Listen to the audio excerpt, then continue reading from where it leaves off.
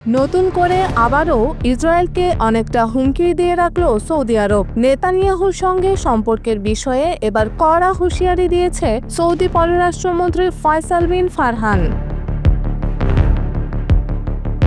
ইসরায়েলের সঙ্গে সম্পর্ক স্বাভাবিকীকরণে কঠিন শর্ত দিল সৌদি আরব। সৌদির পররাষ্ট্রমন্ত্রী ফয়সাল বিন ফারহান বলেছেন, ফিলিস্তিনি রাষ্ট্র প্রতিষ্ঠাই টেকসই শান্তির একমাত্র পথ। দ্য টাইমস অফ ইসরায়েলের মঙ্গলবারের প্রতিবেদনে বলা হয়, সৌদি আরব তার অবস্থান পুনর্ব্যক্ত করে বলেছে, ইসরায়েলের সঙ্গে সম্পর্ক স্বাভাবিকীকরণ কেবল একটি ফিলিস্তিনি রাষ্ট্র প্রতিষ্ঠার মাধ্যমেই সম্ভব।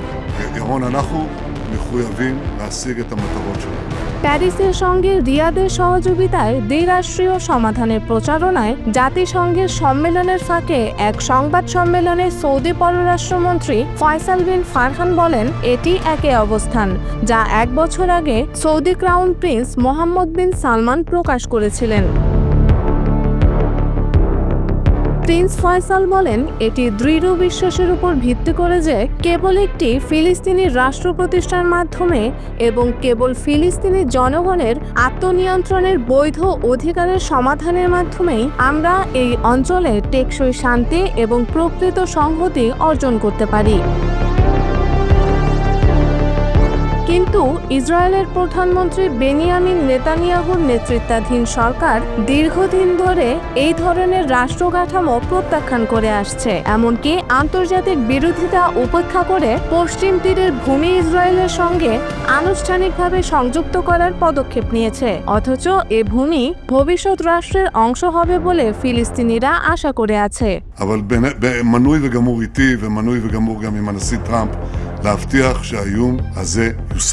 এদিকে গাজায় হামলা অব্যাহত রেখেছে ইসরায়েল। এতে আরও 80 ফিলিস্তিনি নিহত হয়েছেন। গুলি বোমা ছাড়াও অনাহারে প্রাণহানি বাড়ছে।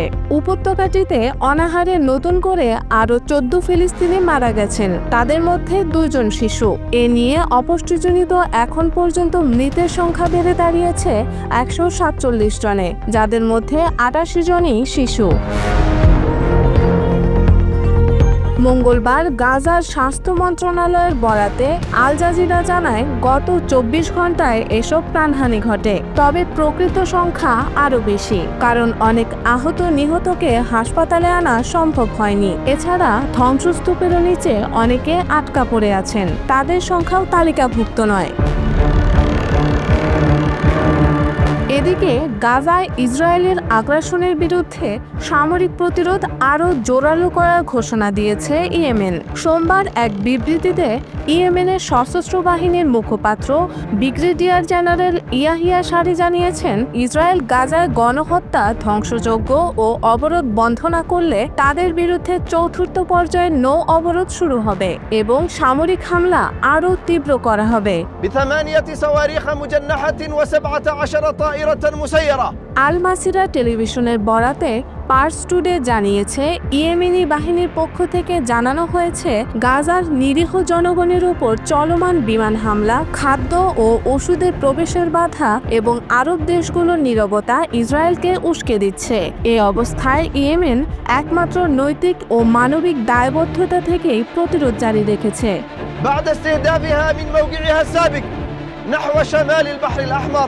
ব্রিগেডিয়ার জেনারেল ইয়াহিয়া সারি হুঁশিয়ারি দিয়ে বলেন, ইসরায়েলের সমুদ্র বন্দরগুলোর সঙ্গে যুক্ত যে কোনো দেশ বা কোম্পানির জাহাজ এখন থেকে ইয়েমেনি ক্ষেপণাস্ত্র ও ড্রোন হামলার আওতায় পড়বে।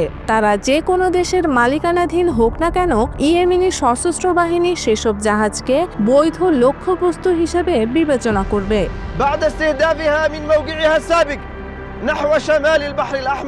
তিনি আরও বলেন, এই বিবৃতি প্রচারের সঙ্গে সঙ্গেই বিশ্বজুড়ে সব শিপিং কোম্পানিকে সতর্ক করছি, ইসরায়েলি বন্দরগুলোর সঙ্গে যে কোনো রকম সহযোগিতা বন্ধ করতে হবে, অন্যথায় তাদের জাহাজ যে কোনো মুহূর্তে হামলার শিকার হতে পারে।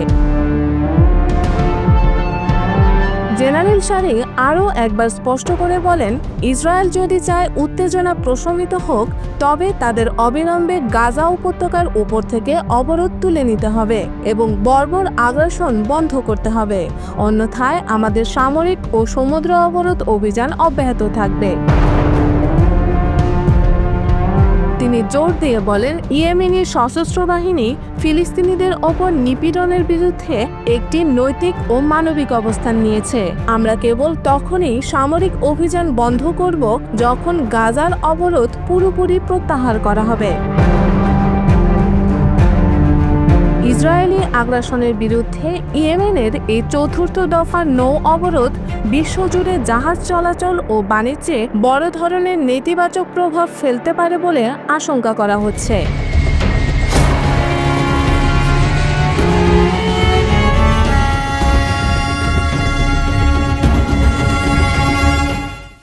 ইসরায়েল খামেনিকে হত্যার হুমকি দেয়াতে আবারও যুদ্ধের দামামা বাজতে শুরু করেছে ইরানে। খামেনি বলেন, নেতানিয়াহুর জন্য এবার নরকের দরজা খুলে দিব। ইসরায়েলি প্রতিরক্ষামন্ত্রী ইসরায়েল কার্জ ইরানের সর্বোচ্চ ধর্মীয় নেতা আয়াতুল্লাহ আলী খামেনিকে ব্যক্তিগতভাবে লক্ষ্যবস্তু করার হুমকি দেওয়ার পর আবারও যুদ্ধের দামামা বাজতে শুরু করেছে। প্রতিক্রিয়ায় খামেনি বলেছেন, নেতানিয়াহুর জন্য এবার নরকের দরজা খুলে দিব।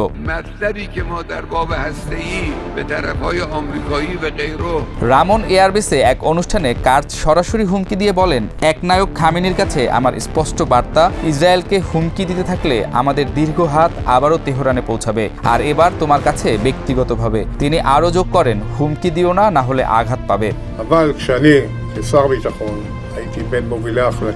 গত জুনের 12 দিনের যুদ্ধে ইসরায়েল ইরানের পারমাণবিক স্থাপনা ও সামরিক ঘাঁটিতে হামলা চালিয়ে বিপ্লবী গার্ড প্রধান হোসেইন সালামি সহ শীর্ষ কমান্ডারদের হত্যা করেছিল। যুদ্ধের সময় ইসরায়েল খামেনিকে হত্যার পরিকল্পনা করলেও তিনি ভূগর্ভস্থ বাংকারে লুকিয়ে থাকায় সফল হয়নি। To be a victim of a nuclear holocaust perpetrated by the Iranian regime. প্রধানমন্ত্রী বেনিয়ামিন নেতানিয়াহু এবিসি নিউজকে বলেছেন, খামেনিকে হত্যা করলে যুদ্ধ আরও বাড়বে না, বরং শেষ হবে। তিনি খামেনিকে আধুনিক হিটলার বলে অভিহিত করেছেন। The Islamic regime, which has oppressed you for nearly 50 years, threatens to destroy my country, the state of Israel. বিশ্লেষকরা মনে করছেন, ইসরায়েল ইরানের সাথে দ্বিতীয় যুদ্ধের অজুহাত খুঁজছে। ইসরায়েলি গণমাধ্যম জানিয়েছে, নেতানিয়াহু তার মন্ত্রিসভার সাথে নতুন সামরিক অভিযানের বিকল্প নিয়ে আলোচনা করছেন।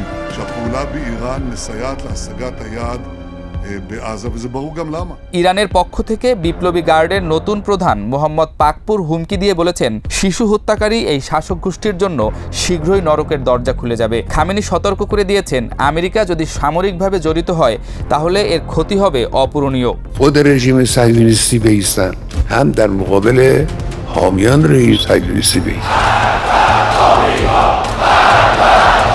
বর্তমানে জুন থেকে কার্যকর যুদ্ধবিরতি বলবৎ থাকলেও দুই পক্ষের হুমকি পাল্টা হুমকি নতুন সংঘাতের আশঙ্কা বাড়িয়েছে। যুক্তরাষ্ট্রের প্রেসিডেন্ট ডোনাল্ড ট্রাম্প ইরানকে খুব খারাপভাবে পিটুনি খেয়েছে বলে মন্তব্য করলেও পরিস্থিতি নিয়ন্ত্রণে রাখার চেষ্টা করছেন। এই ঘটনাবলী মধ্যপ্রাচ্যের নতুন মাত্রার অস্থিতিশীলতার ইঙ্গিত দিচ্ছে, যা যে কোনো মুহূর্তে দ্বিতীয় ইরান ইসরায়েল যুদ্ধে রূপ নিতে পারে।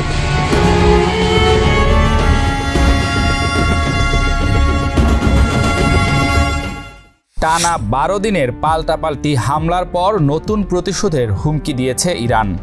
ইসরায়েলকে কঠোর শাস্তি দেওয়ার হুমকি দিয়েছেন ইরানের সর্বোচ্চ ধর্মীয় নেতা আয়াতুল্লাহ আলী খামেনি। গত জুনে ইসরায়েল ও যুক্তরাষ্ট্রের যৌথ হামলায় ইরানের পারমাণবিক স্থাপনা ও সামরিক ঘাঁটিতে ব্যাপক ক্ষয়ক্ষতির পর এই সতর্কবাণী এসেছে। সরকারি সংবাদ সংস্থা ইরনাকে দেয়া এক বিবৃতিতে খামেনি বলেন, ইসরায়েল আমাদের প্রিয় দেশের বিরুদ্ধে অপরাধ করতে তার দুষ্ট ও রক্তমাখা হাত প্রসারিত করেছে। তিনি আরও যোগ করেন, সামান্যতম ভুল করলে আমরা তাদের জন্য নরকের দরজা খুলে দেব। গত 13 জুন থেকে শুরু হওয়া 12 দিনের যুদ্ধে ইসরায়েল ইরানের গুরুত্বপূর্ণ পারমাণবিক ও সামরিক স্থাপনায় ব্যাপক হামলা চালায়। এই অভিযানে ইরানের বিপ্লবী গার্ডের প্রধান হোসেইন সালামি সহ শীর্ষ সামরিক কর্মকর্তারা নিহত হন। যুক্তরাষ্ট্রের হামলায় নাতানস, ইস্পাহান ও ফোর্দো পারমাণবিক কেন্দ্রে ব্যাপক ক্ষয়ক্ষতি হয়। মার্কিন প্রেসিডেন্ট ডোনাল্ড ট্রাম্প দাবি করেছেন যে হামলায় ইরানের পারমাণবিক কর্মসূচি সম্পূর্ণভাবে ধ্বংস হয়েছে। তবে আন্তর্জাতিক পরমাণু শক্তি সংস্থার প্রধান রাফায়েল গ্রোসি বলেছেন, এই হামলা ইরানের পারমাণবিক কর্মসূচি কয়েক মাস থেকে কয়েক বছর পিছিয়ে দিয়েছে। যুদ্ধের সময় যুক্তরাষ্ট্র 22 জুন অপারেশন মিডনাইট হ্যামার নামে ইরানের 3টি পারমাণবিক কেন্দ্রে 30,000 পাউন্ড ওজনের বোমা ফেলে। প্রতিক্রিয়ায় ইরান কাতারে মার্কিন ঘাঁটিতে আক্রমণ চালায়। খামেনি অভিযোগ করেছেন যে ইসরায়েল ও যুক্তরাষ্ট্রের এই হামলার উদ্দেশ্য ছিল ইরানি জনগণকে রাস্তায় নামিয়ে আনার মাধ্যমে সরকার ব্যবস্থা উৎখাত করা। বর্তমানে 24 জুন থেকে কার্যকর যুদ্ধবিরতি চলমান থাকলেও উত্তেজনা রয়ে গেছে। ইসরায়েলি প্রতিরক্ষামন্ত্রী হুমকি দিয়েছেন যে তারা প্রয়োজনে খামেনিকে ব্যক্তিগতভাবে লক্ষ্যবস্তু করতে পারে। বিশ্লেষকরা মনে করছেন এই সংঘাত মধ্যপ্রাচ্যে নতুন মাত্রার অস্থিতিশীলতার সূচনা করেছে। রাশিয়া ও চীন এই যুদ্ধকে বিশ্বব্যাপী নিরাপত্তার জন্য হুমকি বলে অভিহিত করেছে। এই ঘটনাবলী ইসরায়েল ইরান সংঘাতে নতুন অধ্যায়ের সূত্রপাত করেছে, যা আঞ্চলিক ও বৈশ্বিক স্থিতিশীলতার জন্য গুরুতর চ্যালেঞ্জ তৈরি করেছে।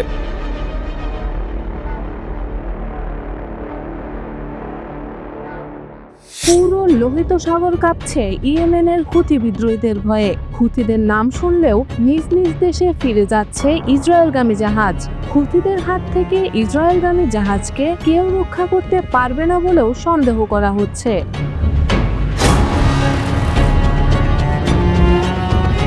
গত সোমবার হুথি বিদ্রোহীরা একটি চাঞ্চল্যকর ভিডিও প্রকাশ করেছে, যেখানে তাদের হাতে বন্দী ইটারনিটি সি কার্গো জাহাজের 10 জন নাবিককে দেখানো হয়েছে। এই 6 মিনিটের ভিডিওতে চাপের মুখে থেকে ফিলিস্তিনিদের কাছে ক্ষমা চাইতে দেখা যাচ্ছে নাবিকদের।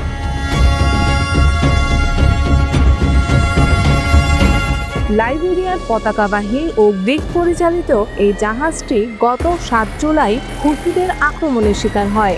জাহাজে মোট 25 জন ক্রু ছিল, যাদের মধ্যে 21 জন ফিলিপিনো এবং 1 জন রাশিয়ান নাগরিক। আক্রমণে কমপক্ষে 4 জন নিহত হয়েছে এবং 15 জন এখনও নিখোঁজ রয়েছে।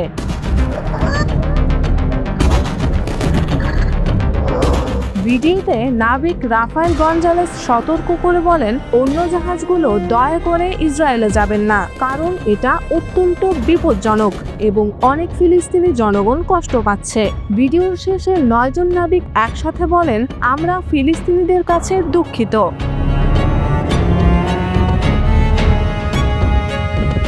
ফিলিপাইনের অভিবাসী শ্রমিক মন্ত্রী হ্যান্স কাকডাক নিশ্চিত করেছেন যে 9 জন বন্দি নাবিক ফিলিপিনো। তিনি জানান, পরিবারের সাথে ফোনে কথা বলেছে বন্দি নাবিকেরা। তিনি জানিয়েছেন তারা ভালো অবস্থায় আছেন।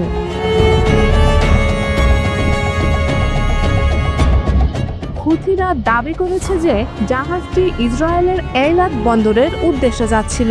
তবে জাহাজ পরিচালনাকারী কসমোশিপ ম্যানেজমেন্ট জানিয়েছে জাহাজটি সোমালিয়ার বারবেরায় জাতিসংঘের খাদ্য কর্মসূচির জন্য কন্টেইনার সরবরাহ করার পর সৌদি আরবে জ্বালানি নিতে যাচ্ছিল।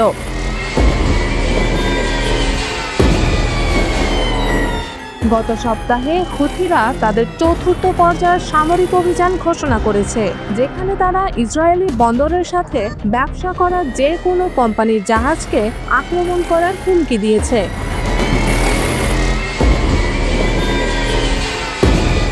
এর আগে ম্যাজিক সিস নামের আরেকটি জাহাজও ডুবিয়ে দেয় তারা। মানবাধিকার সংস্থাগুলো এই আক্রমণকে যুদ্ধাপরাধ বলে অভিহিত করেছে। যুক্তরাষ্ট্র হুথিদের বিরুদ্ধে নাবিক অপহরণের অভিযোগ এনে বন্দি নাবিকদের তাৎক্ষণিক মুক্তির দাবি জানিয়েছে।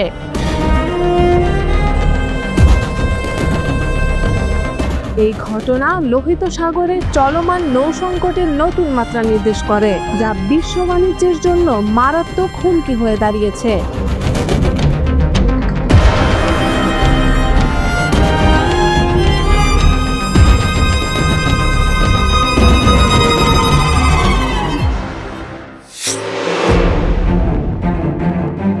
নেতানিয়াহুর পর ট্রাম্পও দ্বিতীয় দফায় ইরানে আক্রমণের ঘোষণা দিলেন, যা রীতিমতো অবাক করে দিয়েছে গোটা বিশ্বকে।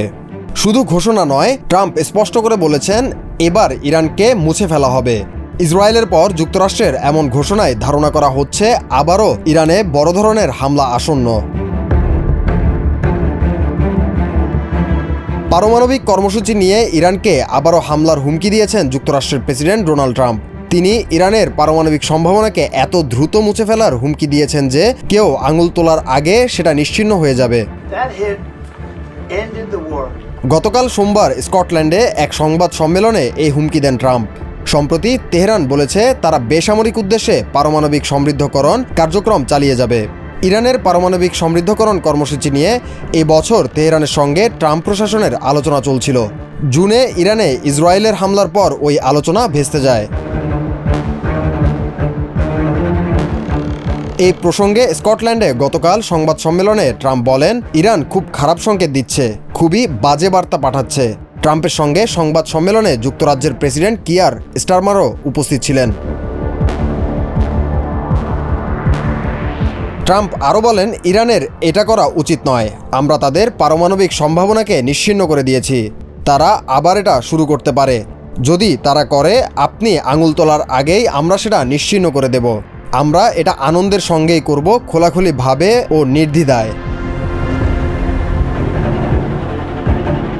গত সপ্তাহে যুক্তরাজ্য, ফ্রান্স ও জার্মানির সঙ্গে একটি আলোচনার আগে ইরানের পররাষ্ট্রমন্ত্রী আব্বাস আরাকচি জোর দিয়ে বলেছিলেন, ইরানের ইউরেনিয়াম সমৃদ্ধকরণের অধিকার আছে। এই আলোচনাকে ইরানি কর্মকর্তারা গুরুত্বপূর্ণ, খোলামেলা ও বিস্তারিত বলে বর্ণনা করেছেন। গত জুনে ইরানে 3টি বড় পারমাণবিক স্থাপনায় ইসরায়েল ও যুক্তরাষ্ট্রের হামলার পর এটা ছিল পশ্চিমা বিশ্বের সঙ্গে তেহরানের প্রথম বড় কোনো কূটনৈতিক আলোচনা। তবে আলোচনা থেকে তেমন কোনো অগ্রগতি বা সাফল্যের ঘোষণা আসেনি। ট্রাম্পের গতকালের বক্তব্যের পর আরাকচি বলেন, ইরান কখনোই হুমকি ও ভয়ভীতি দেখানো ভাষায় সাড়া দেবে না। তিনি আবারও জোর দিয়ে বলেন, চিকিৎসা ও বেসামরিক কারণে ইরানের ইউরেনিয়াম সমৃদ্ধকরণ প্রয়োজন। যদি ইরান আবারও হামলার শিকার হয়, তাহলে আরও দৃঢ়ভাবে তার প্রতিক্রিয়া জানাতে তেহরান দ্বিধা করবে না। গত সপ্তাহে আল জাজিরার সঙ্গে কথা বলার সময় ইরানের প্রেসিডেন্ট মাসুদ পেজিশকিয়ানও বলেছিলেন, ইরান তার পারমাণবিক কর্মসূচি ত্যাগ করবে না, তবে আলোচনার দরজা খোলা রাখবে। ইসরায়েলের সঙ্গে 12 দিনের সংঘাতের পর যে যুদ্ধবিরতি হয়েছে, সেটি স্থায়ী হওয়া নিয়ে খুব বেশি আশাবাদী নন বলেও জানান তিনি। ইসরায়েলি কর্মকর্তারা ইরানে আবারও হামলা শুরুর ইঙ্গিত দিয়েছেন। এর মধ্যে দেশটির নেতৃত্বকে সরিয়ে দেওয়ার লক্ষ্যে হামলার পরিকল্পনাও রয়েছে। গত রোববার ইসরায়েলের প্রতিরক্ষা মন্ত্রী ইসরায়েল কাৎজ বলেছেন, তিনি ইরানের সর্বোচ্চ নেতা আয়াতুল্লাহ আলী খামেনিকে একটি বার্তা পাঠাতে চান। তার বরাত দিয়ে ইসরায়েলের একটি পত্রিকায় বলা হয়, আমি এখান থেকে স্বৈরশাসক খামেনিকে স্পষ্ট করে একটি বার্তা দিতে চাই, আপনি যদি ইসরায়েলকে হুমকি দেওয়া অব্যাহত রাখেন, আমাদের লম্বা হাত আরও শক্তিশালী হয়ে আবারও তেহরান অবধি পৌঁছে যাবে। এবার ব্যক্তিগতভাবে আপনার কাছেও পৌঁছে যাবে। বিশ্লেষকদের মতে ইরানের উপর ইসরায়েলের আবার যে কোনো ধরনের হামলা শুরু করার জন্য কার্যত যুক্তরাষ্ট্রের অনুমোদন প্রয়োজন হবে।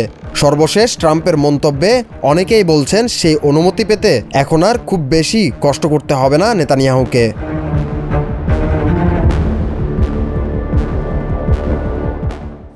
গাজায় হামলাকারীরাই করবে ত্রাণ বিতরণ, এমন আশাবাদী ব্যক্ত করেছেন ট্রাম্প। মার্কিন প্রেসিডেন্ট জানান, গাজায় যুক্তরাষ্ট্রের দেয়া মানবিক সহায়তা বিতরণে নেতৃত্ব দেবে ইসরায়েল। কাতার ভিত্তিক সংবাদ মাধ্যম আল জাজিরার প্রতিবেদনে উঠে এসেছে এই তথ্য।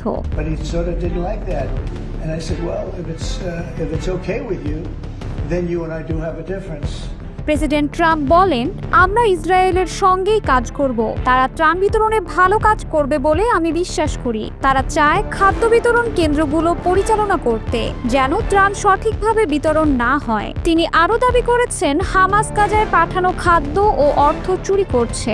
যদিও এই দাবি প্রত্যাখ্যান করেছে জাতিসংঘ এবং অন্যান্য আন্তর্জাতিক ত্রাণ সংস্থা।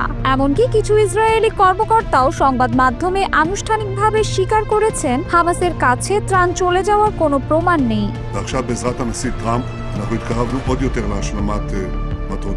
একদিকে যেখানে ইসরায়েলের আগ্রাসন ও ত্রাণ প্রবেশে বাধা দেয়ায় করুণ হাল হয়েছে গাজার, এর উপর ইসরায়েলকে আবার এর সমাধানের দায়িত্ব দেয়া হয়েছে। ট্রাম্পের বিতর্কিত এই সিদ্ধান্তকে কেন্দ্র করে তীব্র প্রতিক্রিয়া জানিয়েছেন মানবাধিকার কর্মী ও আন্তর্জাতিক বিশ্লেষকরা।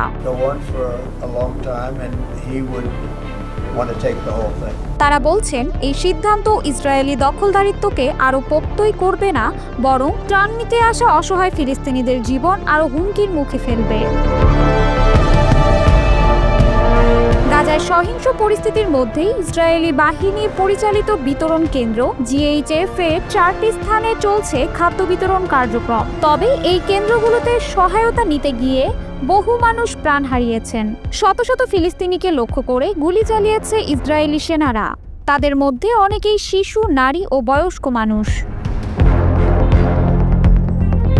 ইসরায়েলি বাহিনী পরিচালিত বিতরণ কেন্দ্রের সঙ্গে যুক্ত মার্কিন সেনাবাহিনীর সাবেক সদস্য অ্যান্থনি অ্যাগুইলার সরাসরি জানিয়েছেন কিভাবে ইসরায়েলি সেনারা ভিড় নিয়ন্ত্রণের নামে সাধারণ মানুষের ওপর গুলি চালাচ্ছে। তিনি বলেন, আমি দেখেছি রাইফেল, মেশিনগান, এমনকি ট্যাঙ্কের কামান ও মর্টার শেলও ব্যবহার করা হয়েছে। এগুলো কাউকে নিরস্ত্র করতে নয়, বরং আতঙ্ক তৈরি ও নিয়ন্ত্রণে রাখতে ব্যবহার করছে তারা। অ্যাগুইলার আরও জানান, এই সহায়তা কেন্দ্রগুলো প্রকৃত অর্থে গাজাবাসীদের দক্ষিণাঞ্চলে স্থানচ্যুত করার মাধ্যম হিসেবে ব্যবহৃত হচ্ছে। ফলে মানবিক সহায়তার নামে চলছে শোষণ, জবরদখলের আরেকটি অধ্যায়।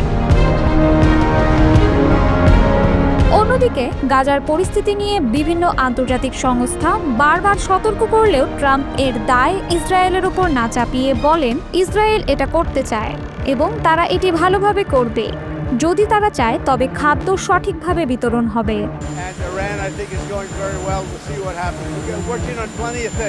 তিনি আরও বলেন, ইসরায়েলের ওপর অতিরিক্ত চাপ সৃষ্টি করা মানে হবে হামাসকে পুরস্কৃত করা, আর সেটা তিনি চান না। বিশ্লেষকরা বলছেন, এই বক্তব্যে স্পষ্ট যুক্তরাষ্ট্র এখন জাতিসংঘ বা তার অংশীদার সংস্থাগুলোর মাধ্যমে নয়, বরং একতরফাভাবে ইসরায়েলের হাতে ত্রাণ বিতরণের দায়িত্ব দিচ্ছে, যা গাজায় চলমান মানবিক সংকট আরও গভীর করতে পারে। এরই মধ্যে জাতিসংঘ সমর্থিত খাদ্য নিরাপত্তা বিশেষজ্ঞরা জানিয়ে দিয়েছেন, গাজায় দুর্ভিক্ষের সবচেয়ে ভয়াবহ চিত্র এখন বাস্তবে রূপ নিচ্ছে। চিকিৎসা ও পুষ্টিহীনতায় মারা যাচ্ছে শিশু ও অসহায় মানুষ। এমন অবস্থায় যুদ্ধাপরাধের অভিযোগে ইসরায়েলের প্রধানমন্ত্রী নেতানিয়াহু ও সাবেক প্রতিরক্ষা মন্ত্রী ইয়াভ গ্যালান্টের বিরুদ্ধে গত বছর আন্তর্জাতিক অপরাধ আদালত গ্রেপ্তারি পরোয়ানা জারি করেছে। তাদের বিরুদ্ধে সবচেয়ে গুরুতর অভিযোগগুলোর একটি ক্ষুধাকে যুদ্ধের অস্ত্র হিসেবে ব্যবহার করা। יש גם מידע מאוד חשוב וגם תוכניות אופרטיביות אם נידרש לפעולות נוספות। সাম্প্রতিক পরিস্থিতি স্পষ্ট করেছে, গাজায় একটি সুসংগঠিত মানবিক সহায়তা কাঠামো ভেঙে পড়েছে। খাদ্য নেই, নিরাপত্তা নেই, ন্যায় বিচারও নেই। আর এই সংকটকে ঘিরেই প্রশ্ন উঠছে, আন্তর্জাতিক সম্প্রদায় কি চুপ করে থাকবে নাকি নিরীহ মানুষের পাশে দাঁড়ানোর সাহস দেখাবে? মার্কিন যুক্তরাষ্ট্রে কমেছে প্রেসিডেন্ট ডোনাল্ড ট্রাম্পের জনসমর্থন, যা বর্তমানে 42% গিয়ে ঠেকেছে। দ্বিতীয় মেয়াদে দায়িত্ব নেওয়ার পর এটি তার জনপ্রিয়তার সর্বনিম্ন অবস্থান। চলতি বছর মে মাসে রয়টার্স ও ইপসোস পরিচালিত এক সর্বশেষ জনমত জরিপে উঠে এসেছে এমন তথ্য। মার্কিন প্রেসিডেন্টের এই নিম্নমুখী জনসমর্থন মার্কিন রাজনীতিতে এক নতুন বিতর্কের জন্ম দিয়েছে। বিশ্লেষকদের মতে, ট্রাম্পের জনপ্রিয়তায় এই পতনের পেছনে রয়েছে তার বিতর্কিত মন্তব্য, অভিবাসন নীতির কঠোরতা এবং আন্তর্জাতিক অঙ্গনে যুক্তরাষ্ট্রের ভূমিকায় পরিবর্তন। এছাড়াও গাজা সংকটে ইসরায়েলকে একচেটিয়া সমর্থনের মতো আন্তর্জাতিক ইস্যুগুলো দেশের ভেতরে ভিন্নমত তৈরি করেছে। এসব কারণেই অনেক মার্কিন নাগরিক এখন ট্রাম্পের নেতৃত্বকে প্রশ্নবিদ্ধ করছেন, যা তার সামগ্রিক গ্রহণযোগ্যতায় নেতিবাচক প্রভাব ফেলছে। রয়টার্স ও ইপসোসের সেই 3 দিনব্যাপী জরিপে অংশ নিয়েছেন যুক্তরাষ্ট্রের বিভিন্ন অঙ্গরাজ্যের 1023 জন প্রাপ্তবয়স্ক নাগরিক। জরিপের ফলাফল বলছে, ট্রাম্পকে ঘিরে যুক্তরাষ্ট্র এখন আরও বেশি বিভক্ত। রিপাবলিকান দলের 83% ভোটার প্রেসিডেন্ট ট্রাম্পের কর্মকাণ্ডকে সমর্থন করলেও ডেমোক্র্যাটদের মধ্যে এই হার মাত্র 3%। স্বতন্ত্র ভোটারদের মধ্যেও বিভাজন স্পষ্ট, প্রায় 1/3 তার প্রতি সন্তুষ্ট, বাকিরা নয়। নির্বাচনের সময় ট্রাম্পের প্রতিশ্রুতির কেন্দ্রে ছিল অর্থনৈতিক উন্নয়ন এবং কঠোর অভিবাসন নীতি। তবে জরিপ বলছে, এই দুটি ইস্যুতে দেশবাসীর প্রতিক্রিয়া মিশ্র।